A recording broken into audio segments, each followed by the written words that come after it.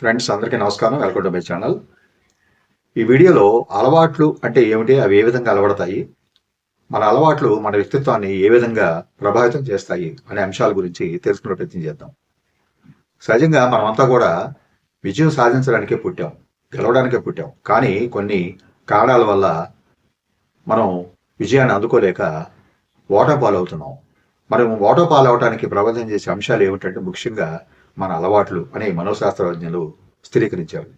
అంటే మనిషి తాను చేస్తున్నటువంటి పనులే కొంతకాలానికి అలవాటుగా మారతాయి కనుక చిన్నప్పటి నుంచి కూడా మంచి పనులు చేయడం కానీ అలవాటు చేసుకున్నట్లయితే పెరిగి పెద్దవి కూడా అవి మంచి అలవాట్లుగా మారి మన జీవితాన్ని తీర్చిదిద్దుతాయి. ఒక బాధ్యత గల పౌరునిగా మనల్ని బంగారు భవిష్యత్తు వైపు నడిపిస్తాయి అనేది పెద్దల మాట. మరి అలవాట్లు అనేది ఏ విధంగా మొదలవుతాయి అంటే చిన్ననాటి నుంచి, పుట్టిననాటి నుంచి పెరిగిన వాతావరణం, అలాగే రకరకాలైన అంశాలు మన మీద ప్రభావితం చేస్తూ ఉంటాయి. ఉదాహరణకు ఇప్పుడు ఉన్నటువంటి టీవీలు కానీ, వీడియోలు కానీ, లేదా సోషల్ మీడియా కానీ, లేదా మనం చదువుతున్నటువంటి పత్రికలు కానీ, ఇవన్నీ కూడా మన మనసు మీద బలమైన ముద్ర వేస్తూ ఉంటాయి. అవి కొన్నిసార్లు మనం తెలియకుండానే మన అలవాట్లను ఛేదిస్తూ ఉంటాయి. అంటే మనకున్నటువంటి మంచి అలవాట్ల నుంచి చెడు వైపుకు మనల్ని, మన మనసుని లాక్కెడుతూ ఉంటాయి. కనుక అటువంటి ప్రభావాలు లోను కాకుండా మనం ఏమైతే మంచి అలవాట్ల కోసం ప్రయత్నం చేస్తున్నామో దానికే కట్టుబడి ఉంటే కొంతకాలానికి చెడు అలవాట్లు అనేవి దూరం అయిపోయే అవకాశం అనేది ఉన్నది. ఉదాహరణకు ఒక డాక్టర్ దగ్గరికి ఒక రోగి వచ్చాడు. ఆ రోగికి సిగరెట్ కాల్చే అలవాటు ఉన్నది. అతను విపరీతమైన దగ్గు పడుతూ డాక్టర్ దగ్గరికి వచ్చినప్పుడు డాక్టర్ గారు అన్నారు, నువ్వు సిగరెట్లు మానేసేయి, మానేస్తే నీకు జబ్బు తగ్గిపోతుంది అన్నాడు.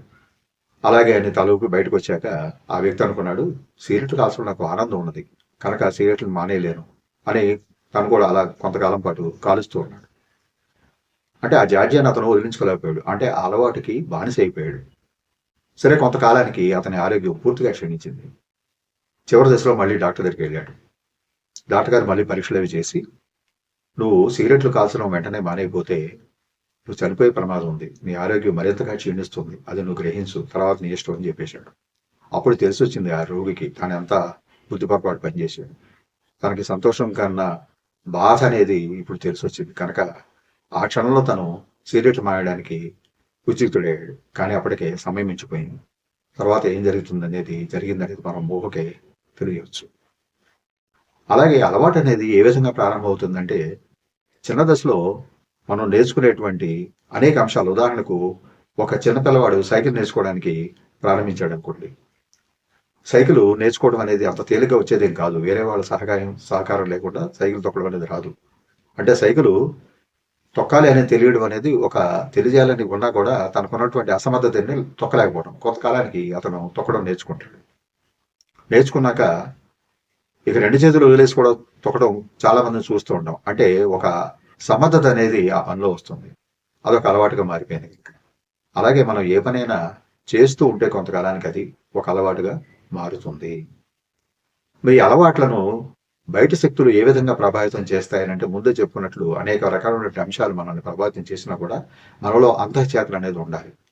అంటే జీవితం మనది, వ్యక్తిత్వం మనది కనుక వాటిని ఏ విధంగా వృద్ధిపరచుకోవాలి, ఏ విధంగా మరింత మెరుగుపరుచుకోవాలి అనేటువంటి అంశంలో మనమే మన పట్ల జాగ్రత్త తీసుకున్నట్లయితే మన అలవాట్లు అనేవి వేరే రకంగా పరిణమించి మన వ్యక్తిత్వాన్ని పూర్తిగా దెబ్బతీస్తాయి. అలాగే సమాజంలో మన స్థానాన్ని కూడా వేరే రకంగా తీసుకెళ్తాయి.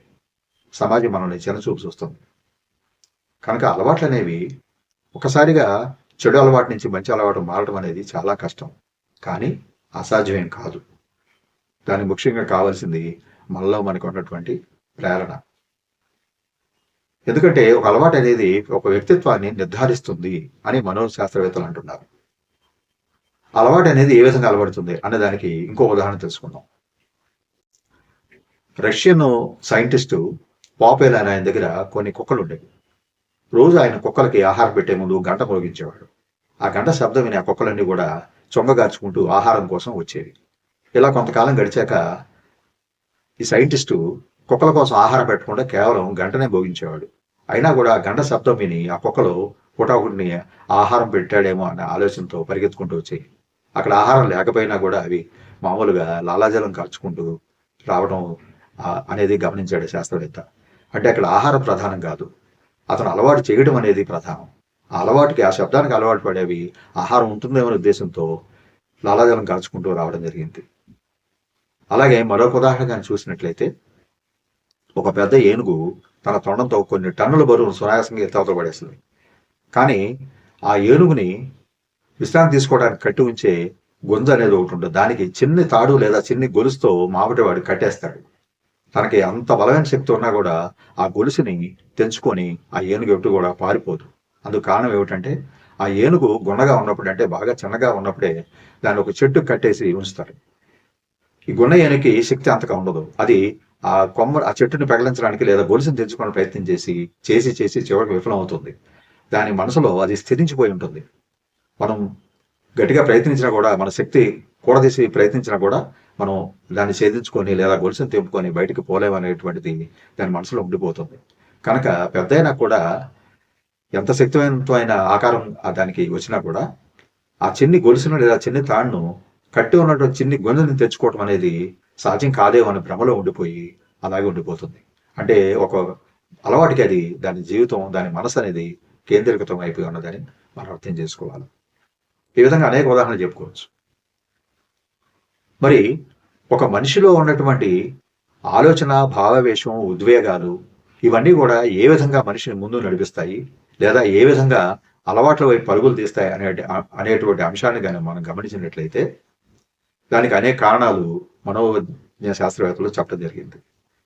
ముఖ్యంగా తాను ప్రస్తుతం ఉన్నటువంటి జీవితం ఏమిటి, ఈ జీవితాన్ని ముందు ముందు తీసుకెళ్లాలంటే ఉన్న అలవాట్లని ఏ విధంగా ఇంకా పెంపొందించుకోవాలి, అంటే సానుకూల దృక్పథం అలవాటు చేసుకొని ఆ అలవాటుని మనం ఇంకా మంచిగా పెంపొందించుకుంటే ఎప్పుడు కూడా ఏ క్షణంలో కూడా వ్యతిరేకత వైపు, అంటే అననుకూలం వైపు లేదా ప్రతికూలం వైపు మనసు వెళ్లకుండా దాన్ని క్రమబద్ధం చేసుకునే విధంగా మనసుకి తర్ఫీదు ఇస్తే మనం స్థిరంగా ఉండగలుగుతాం అనేటువంటి ఉద్దేశాన్ని తను తానుగా అభ్యాసం చేసుకోవాలి. అలా తన తాను మలుచుకొని తాను అభ్యాసం చేసుకొని ఒక క్రమబద్ధమైన జీవితాన్ని కానీ అలవాటు పడినట్లయితే తన వ్యక్తిత్వం కూడా ఎన్నో రెట్లు మెరుగుపడుతుంది. దాంతో సమాజంలో ఆ వ్యక్తికి తగిన గుర్తింపు, మర్యాద కూడా దక్కుతాయి. కనుక అలవాట్లు అనేవి చెడు అలవాట్లు ఉండొచ్చు కొన్ని సందర్భాల్లో. వాటిని వదిలించుకోవడం కష్టసాధ్యమేం కాదు. కొద్దిగా ప్రయత్నం, కొంచెం ఏకాగ్రత, చిత్తశుద్ధి, మనం మార్చుకోవాలి అనేటువంటి ఒక కథమైనటువంటి పట్టుదల ఉంటే చెడు అలవాట్లను దూరం చేసుకోవడం కష్టమేమి కాదని అనేక సార్లు నిరూపించబడింది. ఈ విధంగా అలవాట్లు అనేది మన అంతర్చేతన నుంచి ప్రేరణ పొంది కానీ ఉన్నట్లయితే మనం ఏ దశలో ఉన్నా కానీ, ఏ వయసులో ఉన్నా కానీ అలవాట్లు అనేవి మనల్ని బానిసలు కాకుండా కేవలం మంచి అలవాట్లు కానీ మనం పెంచి పోషించినట్లయితే అవి మన మనసుకే కాకుండా మన జీవితానికి కూడా ఒక ఉండగా నిలుస్తాయి, ఒక భరోసాని ఇస్తాయి. ఈ విధంగా అలవాట్లు అనేవి మన వ్యక్తిత్వాన్ని తీర్చిదిద్దుతాయి, మనల్ని బాధ్యత గల మనుషులుగా ప్రపంచం ముందు నిలబడతాయి. Thank you for watching this video. Please subscribe my channel. Share చేయండి, లైక్ చేయండి, కామెంట్ చేయండి. నమస్తే.